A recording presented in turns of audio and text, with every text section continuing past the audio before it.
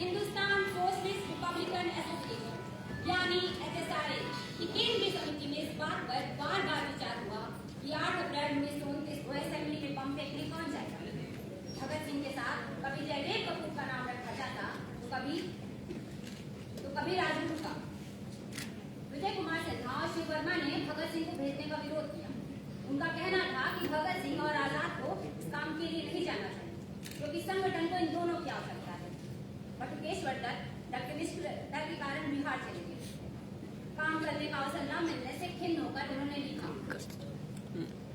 यदि शीघ्र ही किसी कांड में सक्रिय होकर भाग लेने का अवसर न मिला तो हम संगठन से कोई संबंध ही नहीं रखना। तय हुआ बटुकेश्वर दत्त और विजय कुमार सिन्हा असेंबली में बम फेंके। सुखदेव इस बैठक में नहीं पहुंचे। सूचना मिलते ही सुखदेव दिल्ली पहुंचे और उन्होंने भगत सिंह से पूछा, विधानसभा में बम फेंके तो तुम्हें जाना था, दूसरे साथियों को भेजने का फैसला कैसे हो गया? कमेटी का फैसला है सुखदेव, अभी मुझे पीछे रहने की जरूरत है। बकवास है, सब बकवास है। मैं तुम्हारे दोस्त की हैसियत से देख रहा हूँ, तुम किस रास्ते पर चल रहे हो। तुम्हारा अहंकार बहुत ही बढ़ गया। तुम खुद को दल का एकमात्र नेता समझने लगे हो। तुम दादा सान्याल और जतन बन के जा रहे हो। क्या अंत होगा? क्या अंत होगा? ऐसे ही एक रोज तुम भाई परमानंद बन जाओगे। याद है ना लाहौर षड्यंत्र मुकदमे में हाई कोर्ट की जज ने क्या कहा था भाई परमानंद के लिए? क्या कहा था? तुम्हें याद नहीं? क्या सपने तुम्हें कुछ याद नहीं? बिल्कुल नहीं। वाह, भाई परमानंद इस क्रांतिकारी संगठन का मस्तिष्क और सूत्रधार है, परंतु व्यक्तिगत रूप से आत्मकायर। वह सदा इस संकट के कामों में दूसरों को आगे छोड़कर खुद को बचाने का जतन करता ही रहा। तुम सदा तो यूं नहीं बच सकते। एक ना एक दिन तुम्हें अदालत में जाना ही पड़ेगा और उस दिन तुम्हारे लिए भी वही फैसला लिखा जाएगा जो भाई परमानंद के लिए लिखा गया था। तुम समझ नहीं रहे हो। मैं सब समझ रहा हूँ। और तुम कहना चाहते हो कि तुम संगठन के हित के लिए शहीद होने के सम्मान को बलिदान कर रहे हो। ईमानदारी से अपने के लिए बांध में झाँक कर देखो सरदार भगत सिंह, इस वक्त तुम मौत का सामना नहीं करना चाहते क्योंकि इस समय जिंदगी तुम्हें बहुत ही लुभावनी लगती है।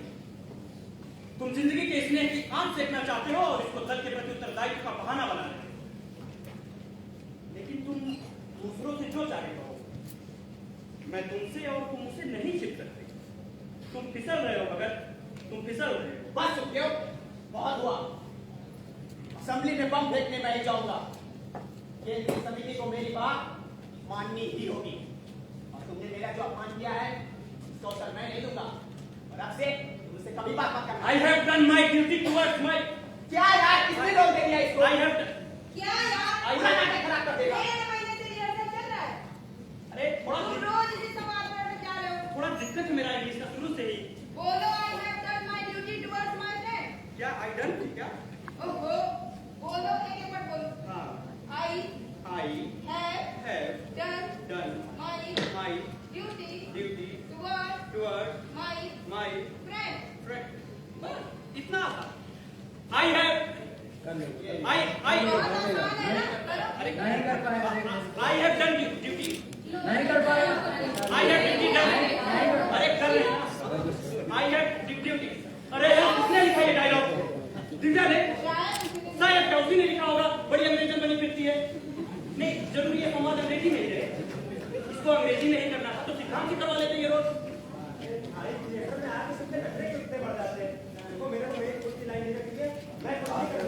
अरे मत कर भाई, कोई और कर लेगा। नहीं, जरूरी है संवाद अंग्रेजी में ही है। तो हिंदी या हिंदुस्तानी में कर सकते हैं। मैंने अपने दोस्त के प्रति अपने कर्तव्य का पालन किया।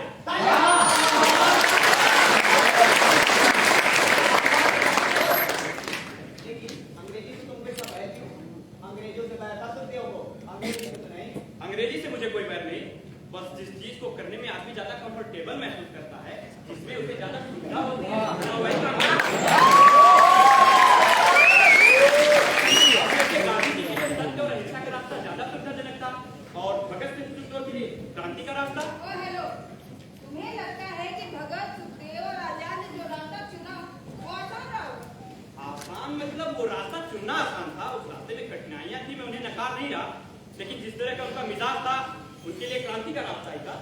यार मुझे ये बिल्कुल ठीक ही नहीं लगता। ज्यादातर लोग यही करते हैं, लोग उनके मिजाज का हवाला देकर उनकी विचारधारा को समझने की कोशिश ही नहीं करते। क्रांति के तरीकों को समझने के लिए तो 2500 किताबें हैं, लेकिन क्रांतिकारियों की मनसा को निकासी कहकर सब खारिज कर देते हैं। मुझे ये बिल्कुल ठीक ही नहीं लगता। यार ये बात तो सबको पता है कि असहयोग आंदोलन वापस लेने से सभी क्रांतिकारी असंतुष्ट थे। उन्हें उम्मीद थी कि अगर ये आंदोलन लंबा चला तो आजादी जल्दी मिल जाएगी, और ये बात भी सबको ज्ञात है कि एक समय पर सभी क्रांतिकारी गांधी जी से प्रभावित थे। लेकिन चौरी चौरा हिंसा के बाद गांधी जी का असहयोग आंदोलन वापस लेना उन्हें रास नहीं आया, और फिर उन सभी ने अपना रास्ता अलग कर लिया, क्योंकि प्रतीक्षा और आत्मनिरीक्षण का लंबा सफर उन्हें जचा नहीं, और इसीलिए उन सभी को गांधी जी के विरुद्ध खड़ा किया जाता है। यही तो मुझे समझ नहीं आता, लोग भगत सिंह आजाद को गांधी के विरुद्ध आखिर खड़ा क्यों कर देते हैं? क्या सिर्फ असहयोग आंदोलन से रुष्ट होना ही उनकी क्रांतिकारी सफर की शुरुआत थी, या उनके वैधानिक विकास का कोई योगदान नहीं? मुझे नहीं लगता 22 देश के उम्र के नौजवान बिना किसी ठोस थ्योरी सिस्टम के इतना बड़ा बलिदान देने को तैयार होंगे। और वो कोई महिला वार्ड क्रांतिकारियों के जीवन को टटोल कर देखें तो समझ आता है कि उन्होंने अहिंसा है अनासक्ति के सिद्धांतों को बखूबी अपने जीवन में उतारा था। 5 अक्टूबर 1929 को 116वें दिन अपनी भूख हड़ताल खत्म की थी। 116 दिन एक आयरिश क्रांतिकारी का रिकॉर्ड तोड़ा, इसने लगातार 93 दिन हड़ताल की। क्या ये गांधीवादी तरीका थी? आखिर वो अपने आप को इतना तकलीफ क्यों दे रहे थे? तो इनसे ज्यादा भूख हड़ताल करते हैं। एक बात बताइए, हम लोग कितने दिन देने रह सकते हैं? 1 दिन 2 दिन? मैं तो 1 दिन नहीं। मैं तो 1 घंटे भी भूखा नहीं रह सकता, और भूख से याद आया यार भगत कोई समोसा लेने गया था। ओ हेलो, समोसा लेने आओ।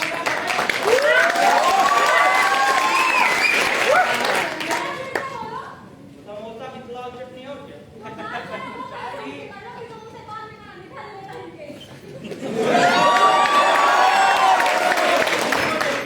मैडम को रिहर्सल देखने के लिए बुलाया गया था, डायरेक्टर है बन गया।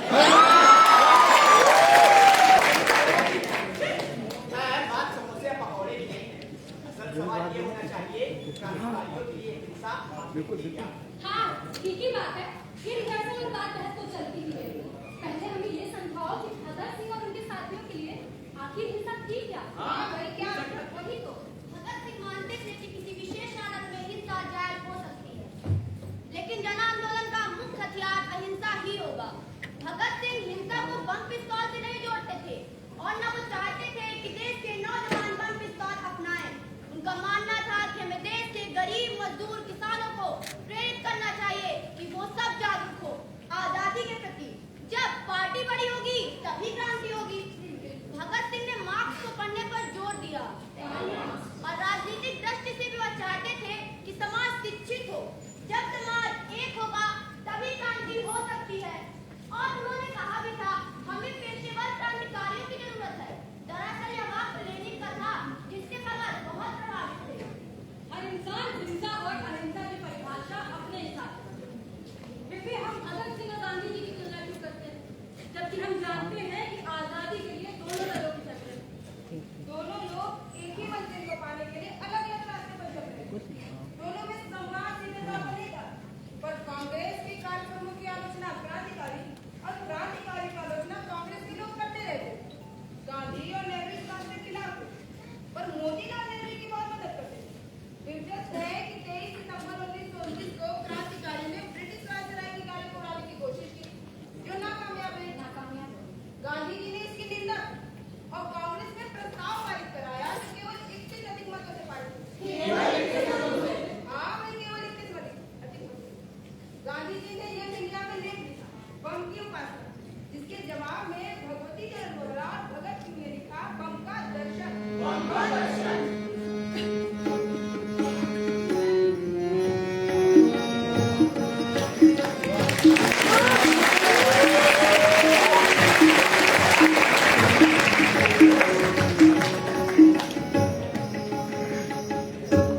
यदि वायसराय गंभीर रूप से घायल हो जाते या मारे जाते तो क्या होता? तब यह तो निश्चित ही है कि पिछले महीने की 23 तारीख को कोई सवाल नहीं हो पाता, और इसलिए यह निश्चित न हो पाता कि कांग्रेस को क्या तरीका अपनाना है। यदि वायसराय की गाड़ी के नीचे बमों का ठीक से विस्फोट हुआ होता तो 2 में से एक बात अवश्य हुई होती, या तो वायसराय गंभीर रूप से घायल हो जाते या तो उनकी मृत्यु हो गई होती। ऐसे में वायसरॉय तथा राजनीतिक दलों के बीच मंत्रणा न हो पाती या प्रयास रुक जाता और इससे राष्ट्र का भला नहीं होता। इस देश में राजनीतिक हिंसा से अभी तक जो कुछ हाथ लगा है उसे ही ले लीजिए। जब जब हिंसा हुई है हर बार हमें गहरा नुकसान पहुंचा है, अर्थात सैनिक खर्च बढ़ा है। अगर कोई इसके उत्तर में हमको माध्य बिंदु सुधार या मंडुगु सुधार जैसी चीजों की ओर इशारा करे तो मैं उससे मानने को तैयार हूँ। लेकिन अब दिनों दिन राजनीतिज्ञों में यह बात महसूस करने वालों की संख्या बढ़ती जा रही है कि जबरदस्त आर्थिक बोझ के बदले हमें खिलौनों जैसे ये सुधार दिए गए। नगर इजाजतें तो दी गई, कुछ और भारतीयों को सरकारी नौकरियां भी मिल गई, किंतु उस जनता का बोझ जिसके नाम पर और जिसके लिए हम स्वतंत्रता चाहते हैं और भी बढ़ गया और बदले में उसे कुछ भी नहीं मिला। गांधी जी प्रतिपादित करते हैं कि जब जब हिंसा का प्रयोग हुआ है तब तब सैनिक खर्च बढ़ा। यदि उनका मंतव्य क्रांतिकारियों की पिछली 25 वर्षों की गतिविधियों से है तो हम उनके इस वक्तव्य को चुनौती देते हैं कि अपने इस कथन को तर्क और आंकड़ों से सिद्ध करें। बल्कि हम तो यह कहेंगे कि उनकी अहिंसा तथा सत्याग्रह के प्रयोगों का परिणाम जिनकी तुलना स्वतंत्रता संग्राम से की ही नहीं जा सकती, उसका असर नौकरशाही अर्थव्यवस्था पर हुआ। आंदोलनों का फिर वो हिंसात्मक हो या अहिंसात्मक, सफल हो या असफल, परिणाम तो भारत की अर्थव्यवस्था पर हो गए। हमें समझ नहीं आता कि देश में सरकार ने जो विभिन्न वैधानिक सुधार किए गांधी जी में हमें क्यों उलझाते हैं। उन्होंने मार्लेमेंटो रिफॉर्म, मॉन्टेग्यू रिफॉर्म और ऐसे ही अन्य कई सुधारों की ना तो कभी परवाह की और न ही कभी उनके लिए आंदोलन किया। ब्रिटिश सरकार ने भी टुकड़े वैधानिक आंदोलनकारियों के सामने फेंके मात्र थे जिससे उन्हें उचित मार्ग पर चलने से पदभ्रष्ट किया जा सके। ब्रिटिश सरकार ने तो उन्हें घूस दी थी जिससे क्रांतिकारी समूल को नष्ट करने की उनकी नीति के साथ सहयोग कर सके। क्रांतिकारियों का लक्ष्य तो शासन सुधार का है ही नहीं, वे तो स्वतंत्रता का स्तर कभी का ऊंचा कर चुके और इसी लक्ष्य की प्राप्ति के लिए बिना किसी हिचकिचाहट के बलिदान कर रहे हैं। यदि चौरी चौरा कांड में परिणत हो जाने वाली घटनाओं से अहिंसा की प्रगति में बाधा न पड़ी होती तो मैं बिना संकोच किए कह सकता हूँ कि हम लोग अब तक पूर्ण स्वराज्य पा चुके होते। इस बात पर किसी ने मतभेद प्रकट नहीं किया, लेकिन कई लोगों ने मतभेद प्रकट करते हुए यह तो अवश्य कहा है, लेकिन आप आम जनता को अहिंसा नहीं सिखला सकते। ये तो व्यक्तियों को ही सिखलाई जा सकती है और उसमें भी बिरले ही होंगे। मेरी समझ में ऐसा सोचना अपने आप को जबरदस्त धोखा देना। यदि मानव स्वभाव से अहिंसक न रहा होता तो अपने आप को युगों पूर्व नष्ट कर चुका होता, लेकिन हिंसा और अहिंसा की शक्तियों में अंत में अहिंसा सदैव विजयी रही है। सच तो यह है कि हमने प्रतीक्षा करने और लोगों में यह प्रचार करने के लिए अपने आप को पूरे मन से लगा देने का धैर्य नहीं कि वे राजनीतिक उद्देश्यों के लिए अहिंसा को साधन रूप अपनाएं। अब हम लोग एक नए युग में प्रवेश कर रहे हैं। पूर्ण स्वराज दूरस्थ नहीं बल्कि तात्कालिक उद्देश्य। क्या यह स्पष्ट नहीं कि यदि करोड़ों लोगों में स्वराज की सच्ची भावना उपजानी है तो उससे हम सिर्फ अहिंसा द्वारा या उसके अंतर्गत आने वाली सभी चीज द्वारा कर सकेंगे। इतना ही काफी नहीं है कि गुप्त हिंसा द्वारा अंग्रेजों का जीवन खतरे में डालकर हम उन्हें बाहर भगा सकें। इससे स्वराज नहीं मिलेगा, एकदम अराजकता फैल जाएगी। गांधी जी सोचते हैं कि हम नए युग में प्रवेश कर रहे हैं, परंतु कांग्रेस विधान में शब्दों का हेरफेर कर देने मात्र से अर्थात स्वराज्य को पूर्ण स्वतंत्रता कह देने से नया युग प्रारंभ नहीं हो जाता। वह दिन वास्तव में एक महान दिवस होगा जब कांग्रेस देशव्यापी आंदोलन प्रारंभ करने का निर्णय करेगी, जिनका आधार सर्वमान्य क्रांतिकारी सिद्धांत होंगे। ऐसे समय तक स्वतंत्रता का झंडा फहराना हास्यास्पद होगा। क्या यह अपराध नहीं? ब्रिटेन ने भारत में अनैतिक शासन किया, हमें भिखारी बनाया तथा हमारा समस्त खून चूस लिया। एक जाति और मानवता के नाते हमारा घोर अपमान तथा शोषण किया गया। क्या जनता अब भी चाहती है कि हम इस अपमान को भुलाकर ब्रिटिश शासकों को क्षमा कर दें? बिल्कुल नहीं। हम बदला लेंगे। जो जनता द्वारा शासकों से लिया गया न्यायोचित बदला होगा। कायरों को पीठ दिखाकर समझौता और शांति की आशा से चिपके रहने दीजिए। हम किसी से भी दया की भीख नहीं मांगते हैं और हम भी किसी को क्षमा नहीं करेंगे। हमारा युद्ध विजय या मृत्यु के निर्णय तक चलता ही रहेगा। क्रांति चिरंजीवी हो। इंकलाब जिंदाबाद, इंकलाब जिंदाबाद, इंकलाब जिंदाबाद।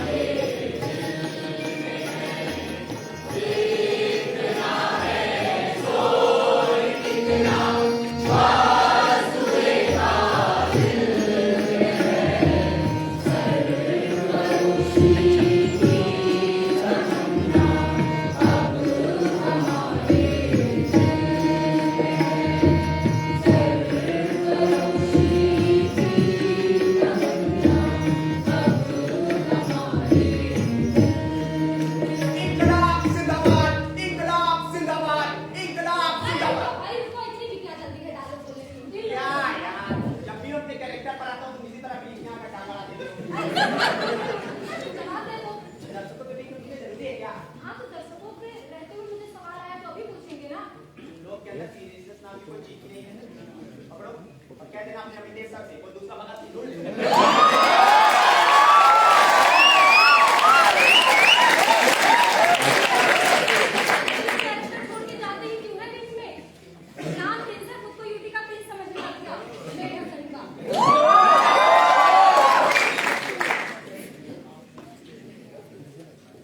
लेकिन ये नारा है क्या?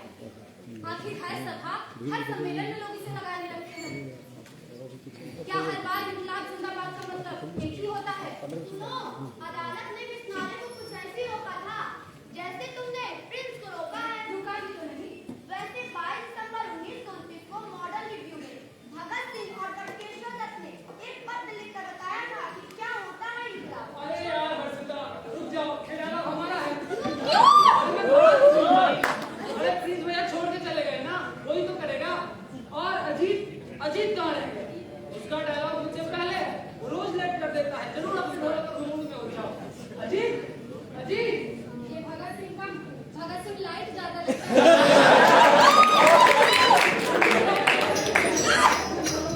रोज लेट करते हो। तो वैसे ही है। अरे हो जाओ। मैं भी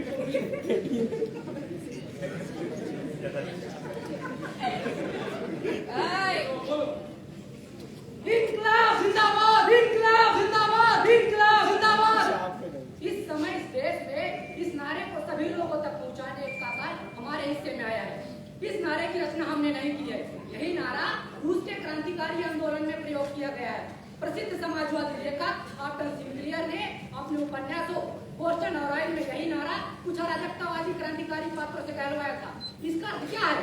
इसका अर्थ यह कदापि नहीं कि सशस्त्र संघर्ष सदैव जारी रहे और कोई भी व्यवस्था अल्प समय के लिए स्थायी न रह सके।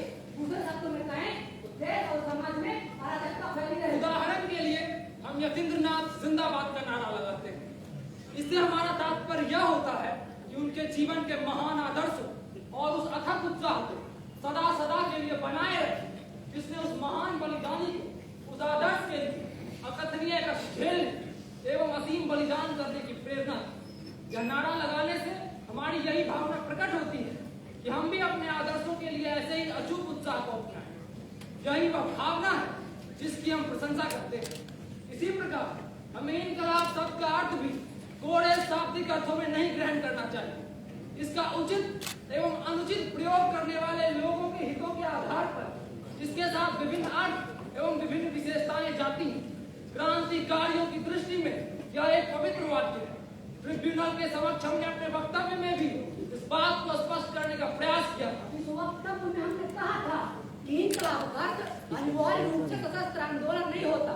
बम और पिस्तौल कभी कभी क्रांति को सफल बनाने के साधन हो सकते हैं, परंतु केवल इसी कारण से बम और पिस्तौल क्रांति के पर्यायवाची नहीं हो जाते। विद्रोह को क्रांति नहीं कहा जा सकता। वैसे यह हो सकता है कि विद्रोह क्रांति परिणाम क्रांति हो। इस वाक्य में क्रांति शब्द का प्रगति के लिए परिवर्तन की भावना एवं आकांक्षा है। आजकल लोग साधारणतः जीवन में इस तरह चिपक जाते हैं कि परिवर्तन के नाम से ही अर्थात क्रांति के नाम से ही कांपने लगते हैं। क्रांति की इसी भावना से मनुष्य जाति की आत्मा स्थायी तौर पर ओतप्रोत रहनी चाहिए, जिससे कि रूढ़िवादी शक्तियां मानव समाज के विकास की दौड़ में बाधा डालने के लिए संगठित न हो सके। यह आवश्यक है कि पुरानी व्यवस्था सदैव न बढ़ी है और वह नई व्यवस्था के लिए स्थान रिक्त करती है, जिससे कि एक आदर्श व्यवस्था संसार को बिगड़ने से रोक सके। यह है वो अभिप्राय जिसको देखिए ये नीचे वाला है। जूम करो ना इसे, जूम करो। दिक्कत ये है एक एक मिनट पे हमको जूम आउट करना पड़ता है। हाँ तो करना पड़ेगा। जिंदाबाद जिंदाबाद रेवोल्यूशन। यार मुझे बात समझ नहीं आती है। यही कि असेंबली में बम फेंकने के बाद भगत सिंह ने वहां से फरार होने के बजाय अपने आप को गिरफ्तार क्यों करवाया? क्या ठीक फैसला था? सही था, क्योंकि उन्होंने अपराध किया था। भले ही उन्होंने किसी की जान लेने की चेष्टा नहीं की थी, लेकिन असेंबली में बम फेंकना कानून को ललकारा नहीं। अरे यार, बात अपराध की नहीं है। उनका उद्देश्य किसी को नुकसान पहुंचा नहीं था, बल्कि वे सरकार को मैसेज देना चाहते थे। साथ ही साथ वे आम जनता तक भी अपनी बातों को पहुंचाना चाहते थे और वे इसमें कामयाब भी हुए। इसका जिक्र उन्होंने अपने लेखों में किया। क्या जिक्र है बताओ। असेंबली हॉल में फेंके पर्चों में यह जिक्र आता है कि राष्ट्रीय दमन और अपमान की इस उत्तेजनापूर्ण परिस्थिति में अपने उत्तरदायित्व की गंभीरता को महसूस कर हिंदुस्तान समाजवादी प्रजातंत्र संघ ने अपनी सेना को यह कदम उठाने की आज्ञा दी। इस कार्य का प्रयोजन है कि कानून का यह अपमानजनक प्रहसन समाप्त कर दिया जाए। विदेशी शोषक नौकरशाही जो चाहे करे, परंतु उनकी वैधानिकता की नकाब फाड़ देना आवश्यक है। जनता के प्रतिनिधियों से हमारा आग्रह है कि वे पार्लियामेंट के इस पाखंड को छोड़कर अपने अपने निर्वाचन क्षेत्रों में लौट जाएं और देश की जनता को विदेशी दमन और शोषण के विरुद्ध क्रांति के लिए तैयार करें। हम विदेशी सरकार को यह बतला देना चाहते हैं कि हम सार्वजनिक सुरक्षा एवं औद्योगिक विवाद के दमनकारी कानूनों तथा लाला लाजपत राय की हत्या के विरोध में देश की जनता की ओर से यह कदम उठा रहे हैं। हम मनुष्य के जीवन को पवित्र समझते हैं। हम ऐसे उज्जवल भविष्य में विश्वास रखते हैं जहां प्रत्येक मनुष्य को समान शांति एवं स्वतंत्रता का अवसर प्राप्त हो सके। हम इंसान का खून बहाने की अपनी व्यवस्था पर दुखी हैं, परंतु क्रांति द्वारा सबको समान स्वतंत्रता देने और मनुष्य द्वारा मनुष्य का शोषण रोकने के लिए क्रांति में कुछ न कुछ रक्तपात अनिवार्य है।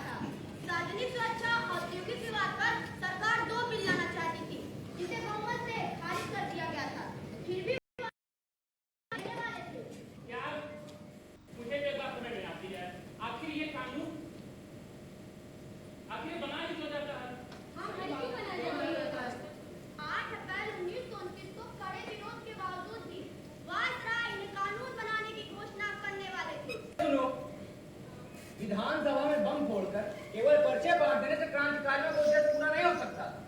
अगर जनता के सारे को खूनी नौजवानों की टोली समझ लेती, इसलिए उन्होंने सोच समझ कर गिरफ्तारी दी ताकि साम्राज्यवाद विरोधी प्रदर्शन कर सके, अदालत में जाकर अपनी बात को जनता के सामने व्यापक तरीके से रख सके, दुनिया को समझा सके।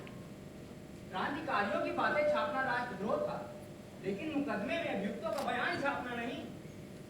उन्होंने अदालत के मंच का भरपूर इस्तेमाल किया और बाद में अदालत ने भी यह कहा कि HSRO को भारत में फैलाने की सफल नहीं। अरे भाई, बम फेंकना कोई अपराध नहीं था। बहरों को सुनाने के लिए धमाका ही करना था। ये मेरा भी सवाल है। अरे यार, अरे वहाँ का जीवन निकल गया ना, अब इनको जाना चाहिए, प्रोफेसर से पढ़ना चाहिए, पढ़ाई लिखाई करना चाहिए।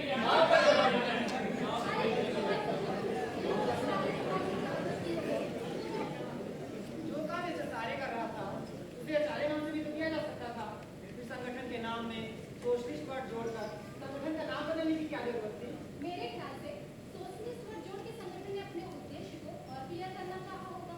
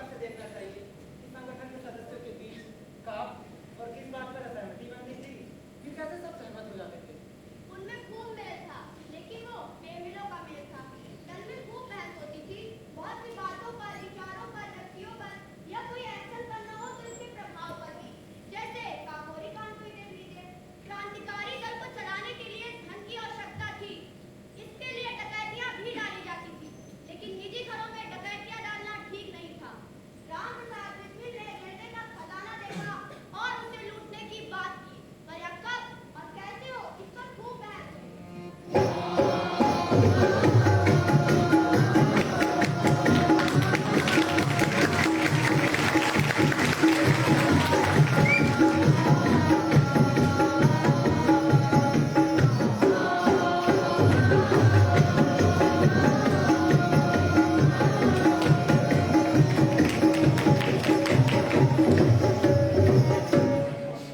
हमें पार्टी के भविष्य को मजबूत करने के लिए पैसों की जरूरत है। फंड के पैसे से होता नहीं है। कुछ और सोचना पड़ेगा। मगर क्या? जो राजनीतिक मजबूती के साथ आर्थिक सहयोग की सरकारी खजाने में डकैती। हाँ डकैती। डकैती नहीं नहीं, हमने क्रांति का रास्ता चुना है, चोरी और डकैती का नहीं। इतना जोखिम भरा है।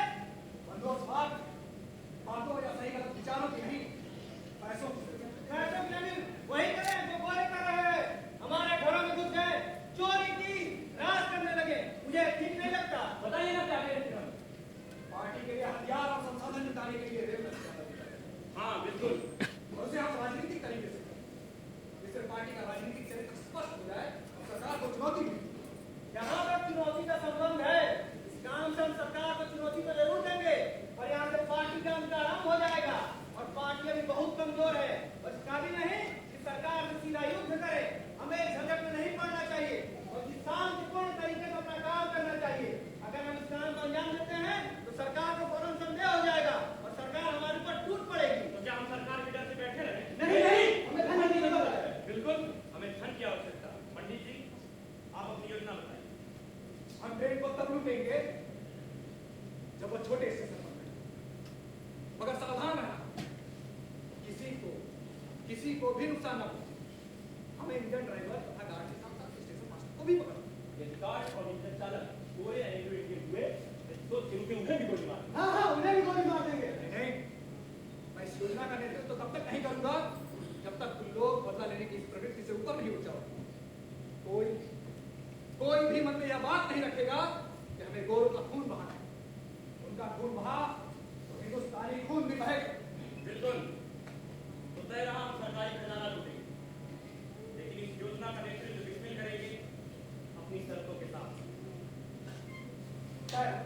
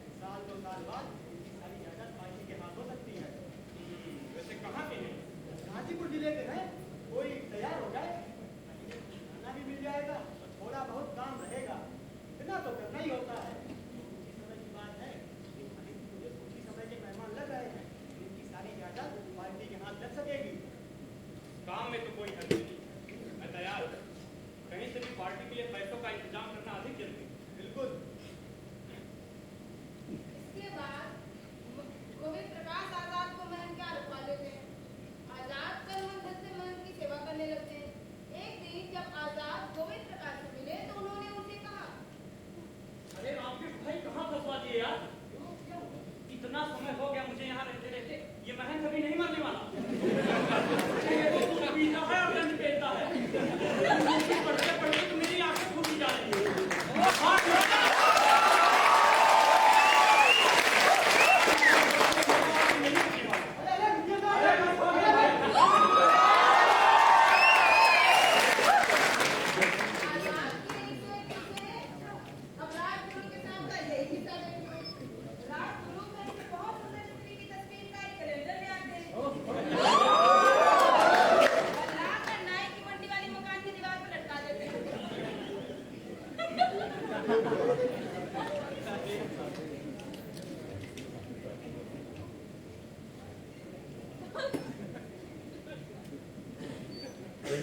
भैया ये देखिए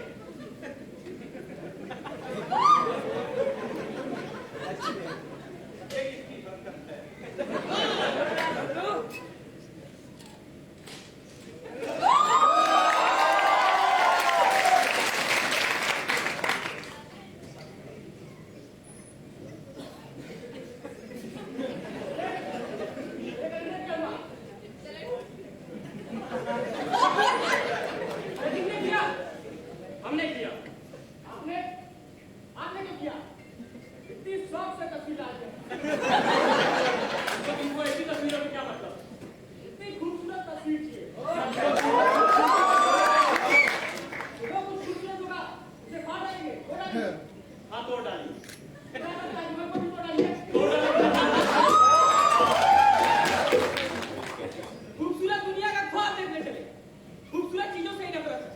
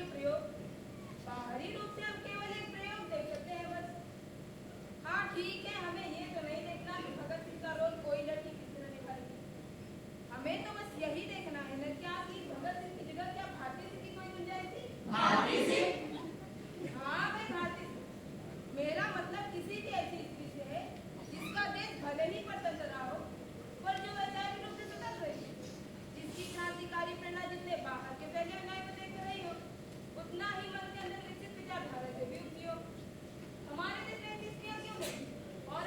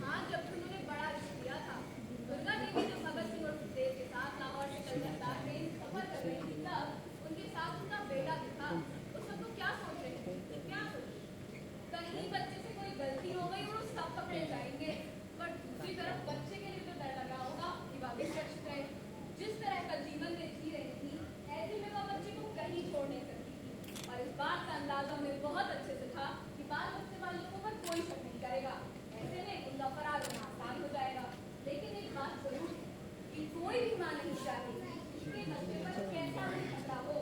ऐसे कामों के लिए तो बहुत हिम्मत करनी चाहिए। क्रांतिकारी महिला होने के साथ साथ वह पारिवारिक जिम्मेदारी से भी तो बनी थी। तो एक तरीके से हम कह सकते हैं या तो उन्होंने खुद को बहुत कठोर बनाया होगा या कहीं नहीं, बिना संवेदना के कोई क्रांतिकारी नहीं बन सकता। हम जिस दिव्य जीवन की कल्पना करते हैं, दुर्गा देवी भोरा का घर वैसा नहीं। उनके पति भी सक्रिय क्रांतिकारी थे जो जीवन के चुनाव में हारने, गिरफ्तार होने और मृत्यु होने की संभावनाओं पर विचार किया होगा, बिल्कुल किया होगा और इसे स्वीकार भी किया होगा।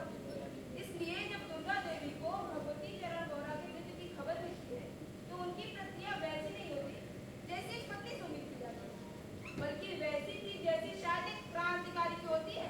हाँ, सोचने वाली बात है, दुर्गा देवी जब 1947 में दिल्ली कांग्रेस की अध्यक्ष बनी, आजादी के बाद उन्होंने अपनी पूरी जिंदगी लोगों से दूर गुमनामी में बिताई। दुर्गा देवी 20वीं सदी के अंत तक जीवित थी, लेकिन उनके महान जीवन का किसी ने दस्तावेजीकरण नहीं किया।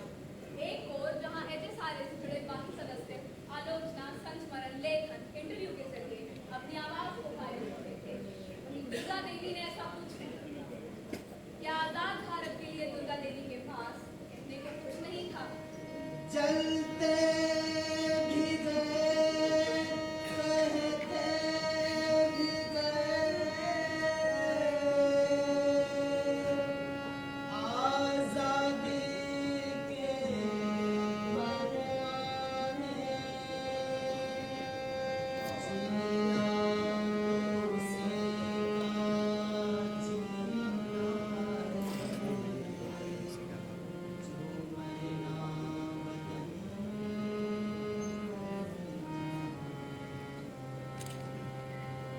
जब शहीदों की अर्थी उठी धूम से,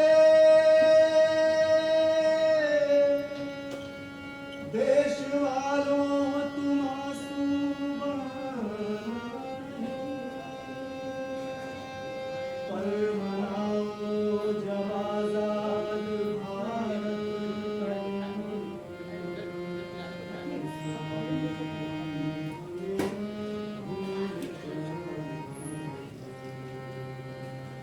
है वतन, है वतन।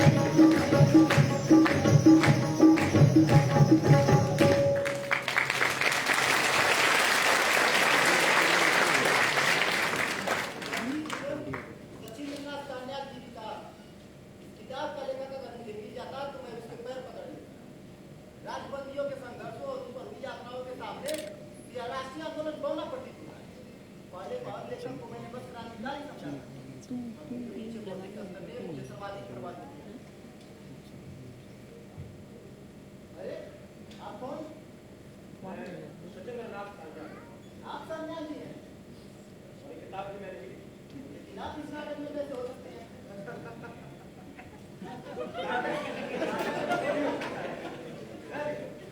आखिरकार ये कहानी भी तो मेरी है, तो अपने बारे में बताइए ना। अरे हाँ यार, बीच में से ट्रैफिक का हो। इससे संपर्क करते थे, आप तो उसमें भी देखा। अच्छा अच्छा, अरे हाँ, मुकेश किया तुम्हारे पास। निराशा ही हाथ लगी। रुको, मैं मोतीलाल जी से मिलने गया, वो अपनी बात समझाने की कोशिश की। दुनिया में फ्रेंच रेवोल्यूशन जैसी क्रांति का हवाला दिया, लेकिन सब बेकार है। मैं उन्हें समझा नहीं पाया।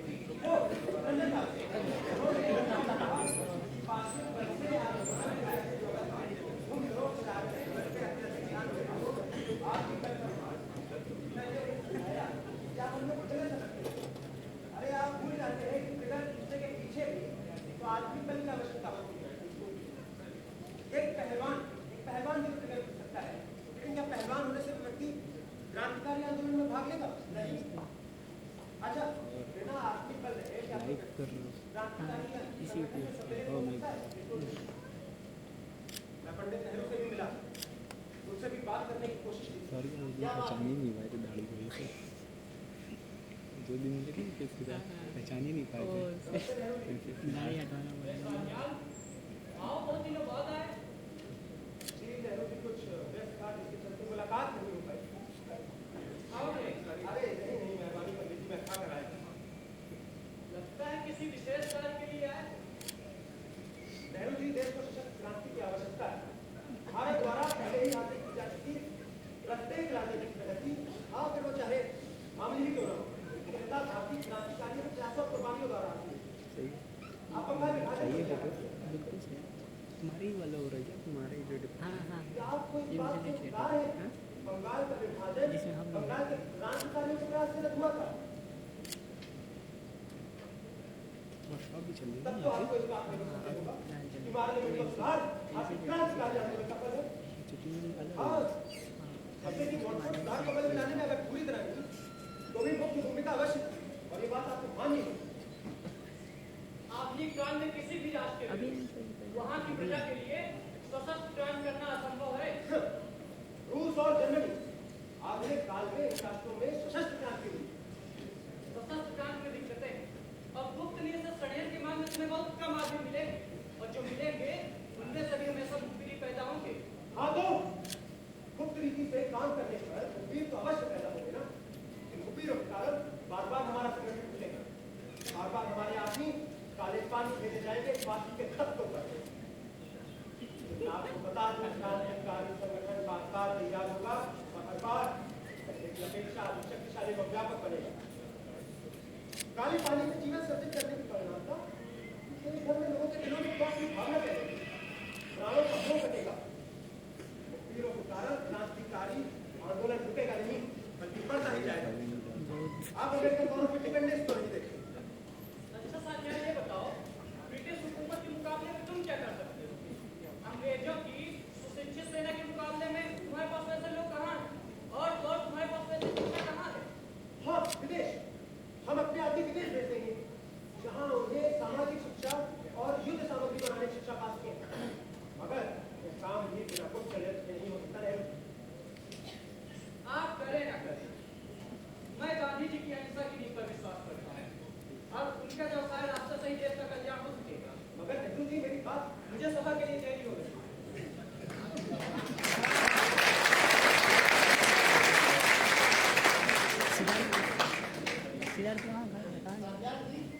सहयोग आंदोलन वापस ले लिया गया, इसलिए देशवासियों की आजादी की आस लगाए बैठे थे। पर हुआ क्या? 1857 के बाद पहली बार क्रांतिकारियों ने शस्त्र रखे थे, हर प्रकार से उन्हें सहयोग देने का वादा किया था। राष्ट्रीय आंदोलन के सामने तो ये घटना बहुत छोटी। हाँ, हमने फिर से घूमना शुरू किया, सिर्फ और सिर्फ संकल्प के साथ। क्रांति फिर से शुरू हो गई। संगठन लगभग तैयार हो गया। अब सांप्रदायिक राष्ट्रीयता की तरफ बढ़ेंगे। हताश होने का समय नहीं, बल्कि कारखाने शुरू करने में नेटवर्क बनाना होगा, युवकों को शामिल करना होगा।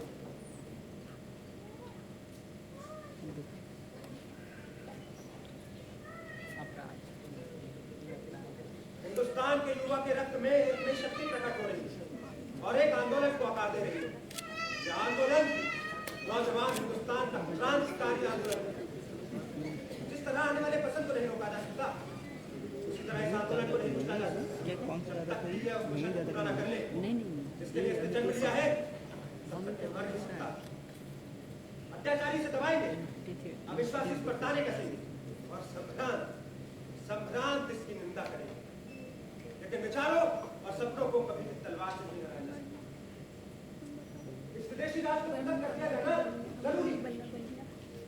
भारत पर राज्य करने का उनका कोई औचित्य नहीं सिवा तलवार के। इसलिए क्रांतिकारी पार्टी ने तलवार उठा ली, लेकिन क्रांतिकारी पार्टी की तलवार पर विचारों की धार है।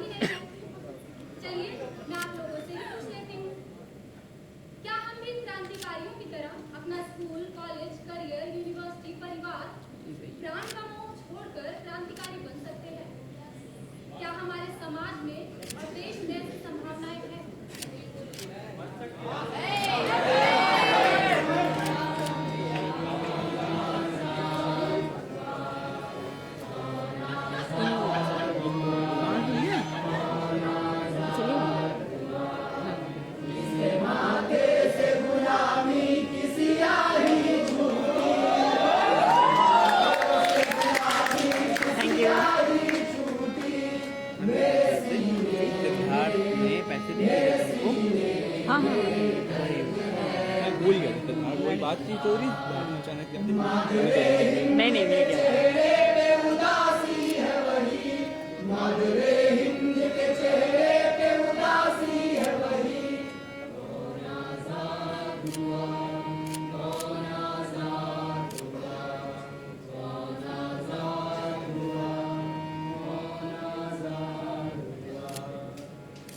बिस्मिल की मां से मुलाकात के बारे में शिव वर्मा लिखते हैं। काफी पूछताछ के बाद बिस्मिल के मकान का पता चला। छोटे से मकान की एक कोठरी में दुनिया की आंखों से अलग वीर प्रसविनी अपने जीवन के अंतिम दिन काटे। अननोन फोटो वीडियो है नहीं इससे वो तो लाएंगे आंखों की रोशनी प्राय समाप्त किसी को छुपने के कारण पहचाने बिना ही उन्होंने सिर पर हाथ रखकर आशीर्वाद किया और पूछा, तुम कौन हो? क्या उत्तर हो? कुछ समझ नहीं आया। कुछ देर बाद उन्होंने फिर पूछा, कहाँ से आए हो बेटा?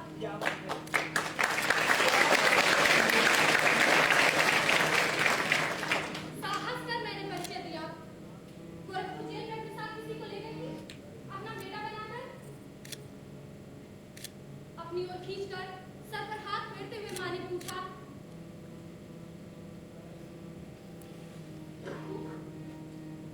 तुम वही हो बेटा? कहाँ थे अब तक? मैं तो तुम्हें बहुत याद करती रही,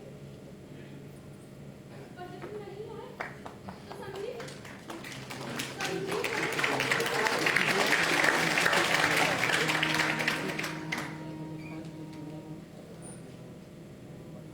माँ का दिल भर आया। कितने ही पुराने घावों पर एक साथ ठेस लगी। अपने अच्छे दिनों की याद, बिस्मिल की याद, फांसी, तख्ता, रस्सी और जल्लाद की याद, जवान बेटे की जलती हुई चिता की याद और न जाने कितनी ही यादों से उनके ज्योतिहीन नेत्रों में पानी भरा। वे रो पड़ी। बात छेड़ने के लिए मैंने बिस्मिल के छोटे भाई रमेश के बारे में, अम्मा रमेश कहाँ है? वे जोर से रो पड़ी। बरसों का रुका बांध टूट पड़ा सैलाब। कुछ देर बाद खुद को संभाल कर उन्होंने कहानी सुनाई। आरंभ में पुलिस के डर से लोगों ने उनके घर आना छोड़ा। वृद्ध पिता की कोई कभी भी आमदनी होती नहीं। कुछ साल बाद रमेश बीमार पड़ा। पथ्य और उपचार के अभाव में बीमारी चढ़ गई। घर का सब कुछ बिचाने के बाद भी रमेश का इलाज नहीं हुआ। दवा इलाज के अभाव में तपेदिक का शिकार बनकर एक दिन माँ को निपूती छोड़ दी। वृद्ध पिता को कोई हमदर्दी दिखाने वालों से चिढ़ हो गई। वे बेहद चिड़चिड़े हो गए। आंखों से तंग आकर एक दिन बेटी चली। माँ को अनाथ और अकेली छोड़। इसमें 2 दाना अनाज तो डालना ही था। इसीलिए मकान का एक भाग किराए पर उठाने का निश्चय किया। पुलिस के डर से कोई किराएदार भी नहीं आया, और जब आया तो पुलिस का भी हिस्सा। लोगों ने बदनाम करना शुरू किया कि माँ का संपर्क तो पुलिस से हो गया। उनकी दुनिया से बचा हुआ प्रकाश की जल। पुत्र खोया, लाल खोया, अंत में बचा था नाम सुहागी चला।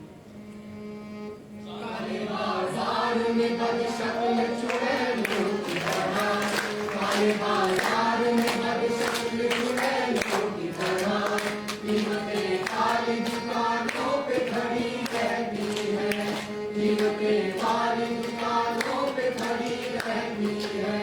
खंजर आजाद है सीने में उतरने के लिए, खंजर आजाद है सीने में उतरने के लिए, मौत आजाद है लाशों पे गुजरने के लिए, मौत आजाद है लाशों पे गुजरने के लिए। और खरीदार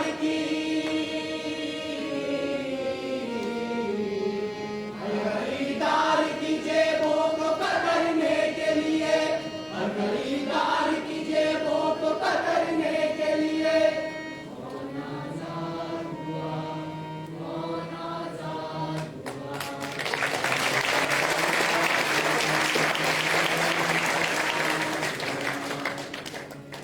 भारत माता के रंगमंच पर हम अपनी भूमिका अदा कर चुके हैं। गलत किया या सही, हमने जो भी किया आजादी की भावना से प्रेरित होकर किया। भले हमारी निंदा करे या प्रशंसा, पर हमारे दुश्मनों तक तो हमारी हिम्मत और वीरता की प्रशंसा करे। लोग कहते हैं हमने देश में आतंकवाद फैलाना चाहा, या गलत है। इतने दिनों तक हम पर मुकदमा चलता रहा। हमने से बहुत से लोग बहुत दिनों तक आजाद रहे, और अब भी कुछ लोग आजाद हैं। फिर भी हमने या हमारे किसी साथी ने हमें नुकसान पहुंचाने वालों तक पर गोली नहीं चलाई। हमारा उद्देश्य नहीं था। हम तो आजादी हासिल करने के लिए देश भर में क्रांति लाना चाहते थे। जजों ने हमें निर्दयी, बार-बार मानव कलंकी आदि विशेषणों से याद किया है। हमारे शासकों की कौम के जनरल डायरों ने निहत्था पर गोलियां चलाई थी, और चलाई थी बच्चों, बूढ़ों व स्त्री पुरुषों पर। इंसाफ के इन ठेकेदारों ने अपने भाई बंधुओं को किस विशेषण से संबोधित किया था? फिर हमारे साथ जो शुरू क्यों? हिंदुस्तानी भाइयों, आप चाहे किसी भी धर्म या संप्रदाय को मानने वाले हो, देश के काम में साथ दो।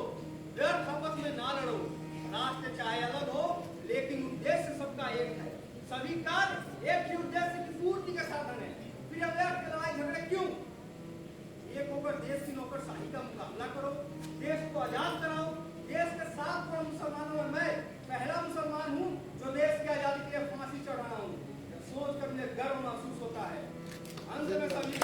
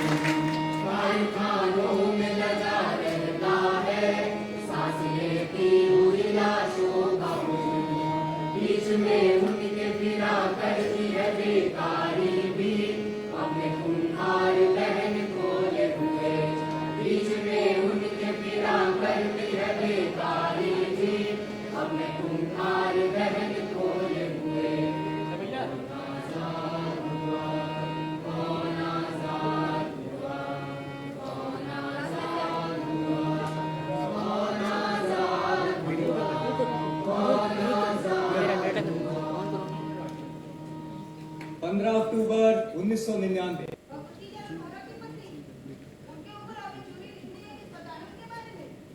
हाँ, लेकिन ज्यादा कुछ नहीं। वही सब सुनी सुनाई कहानियाँ कि कैसे उन्होंने भगत सिंह को फरार होने में मदद की वगैरह वगैरह। वो अभी तक कहाँ थी, क्या कर रही थी, इसके बारे में मुझे कोई जानकारी नहीं है। क्या लिखेंगे हम आर्टिकल? वो गाजियाबाद में थी। यही गाजियाबाद में? हाँ, शायद लड़की को कोई स्कूल चला रही थी। वही गाजियाबाद में ही थी और हम कुछ नहीं जानते उसके बारे में। मैं एक क्रांतिकारी पैदा नहीं हुई, बल्कि उनमें से थी जो विचारों के विकास के साथ क्रांतिकारी बनते हैं। एक इंसान जितना ज्यादा सोचता है, समझता है, पढ़ता है और लिखता है, उसके विचार उतने ही विकसित होते, दृढ़ हो जाते हैं। इसका भावुक होना अभिप्राय नहीं, भावुक होना पहला चरण होता है।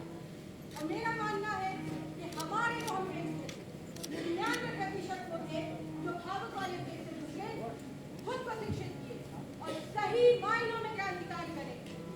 और बेशक यहाँ भी आवाज है, जैसे मेरे पति और जैसे चंद्रशेखर आजाद, मैंने आजाद को बता दिया था, मुझे मेरे हिस्से का पूरा क्रांतिकारी काम चाहिए, पूरा क्रांतिकारी काम।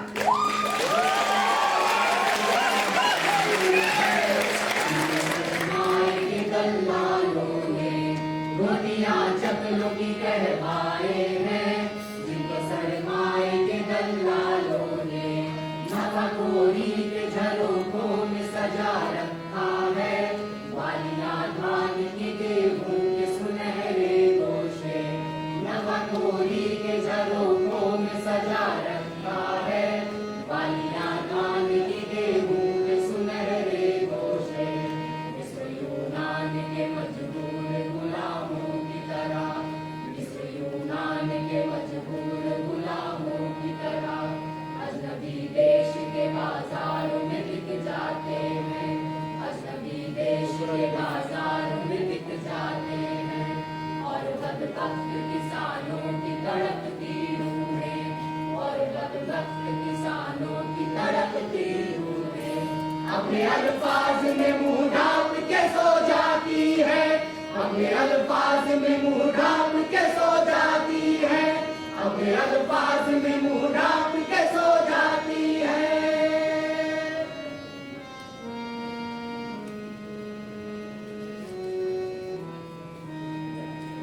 कौन आजाद हुआ, कौन आजाद हुआ, कौन आजाद हुआ, कौन आजाद हुआ, कौन आजाद हुआ, कौन आजाद हुआ।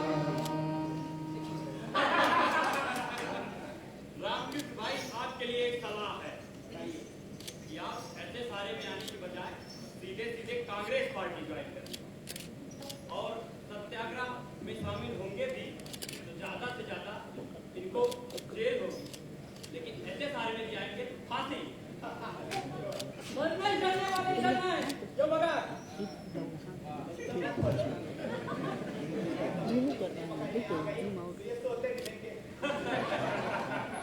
से पूछ उठेंगे सचमुच जेल में हूँ या सपना देख रहा हूँ। चुप रहो, तू ही मेरा कंपटीशन है भगत, उससे पहले मैं मरूंगा, देख लेना। अरे भगत और सिन्हा तो फिल्म देखते पकड़े जाएंगे और पकड़े जाएंगे रहेंगे, गिरफ्तार कर लो हमें, लेकिन जरा फेल हो जाने दो। ये बच्चू केस तो चांद को तकता हुआ मिलेगा। अगर पुलिस ने गिरफ्तार भी कर लिया तो कहेगा रुको रुको, वो देखो कितना खूबसूरत चांद है।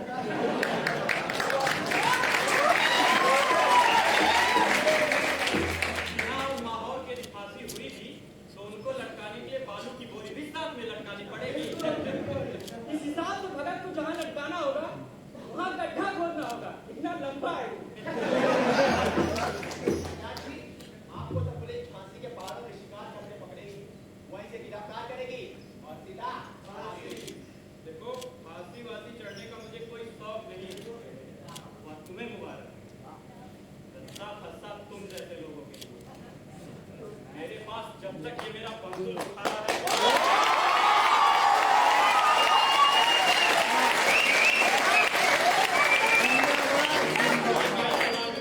गिरफ्तार नहीं कर सकता।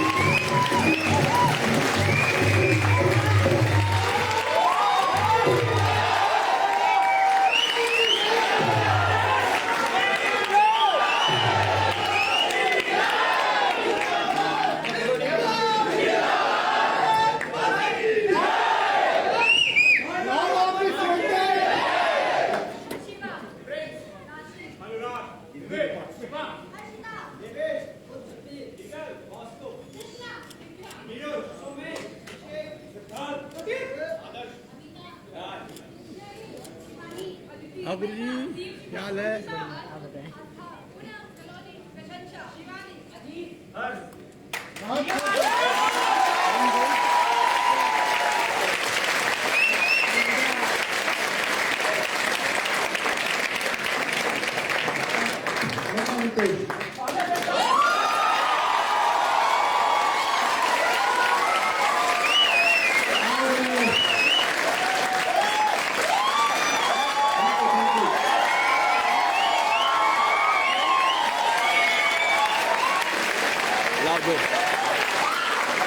उनका स्टेटमेंट रिकॉर्ड करना।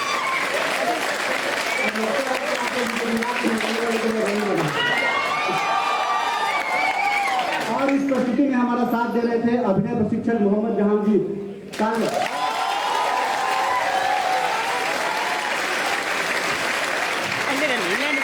और लाइव पर है इलाहाबाद थिएटर के जाने माने रंगकर्मी सिद्धार्थ जी।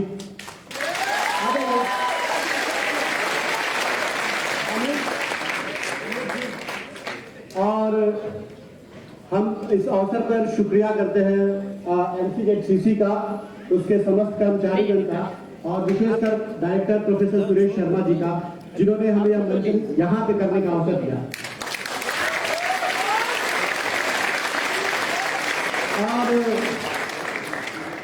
और म्यूजिक पे जुगेश कहाँ है?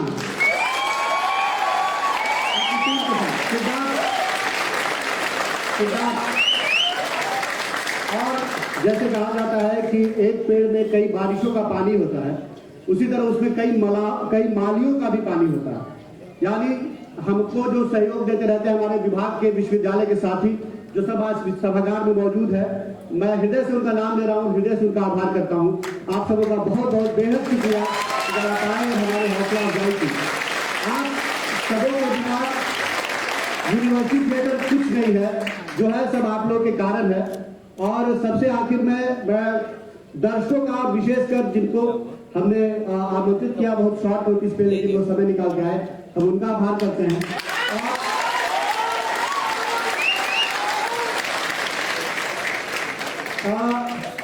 छात्रों का आभार नहीं कहूंगा, मैं कहूंगा कि आज मैं उनका ऋणी हो गया हूं, जैसा उन्होंने प्रेम दिया है। और यह प्रेम आभार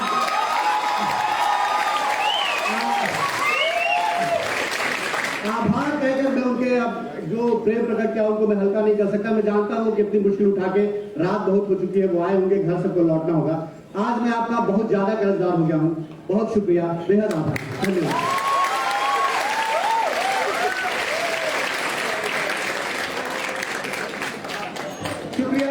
जो जिन्होंने इस सभागार को तैयार करने में कर्मचारियों की मदद की, सबका आभार करता हूँ। धन्यवाद।